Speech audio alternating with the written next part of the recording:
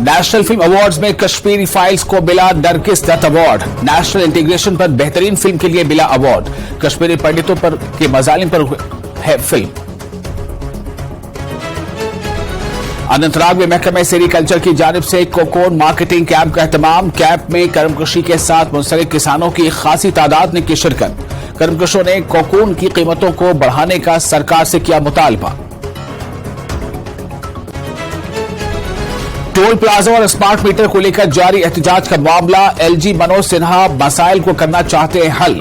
Jammu municipal corporation के mayor और BJP के सीनियर लीडर राजेंद्र शर्मा का बयान।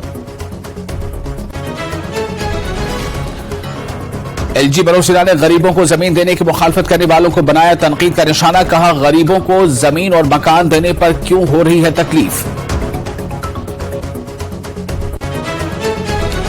कश्मीरियत को जिंदा रखने के लिए है पुरअज़्म एलजी मनोज सिन्हा का बयान। बडगाम के लिए मुख्तलिफ तरक्याती कामों का किया इफ्तिताह। कहा, हम अपने तलबा के बेहतर मुस्तकबिल के लिए सोच रहे हैं। अमन, इत्तेहाद और हम आहंगी पर रखते हैं यकीन।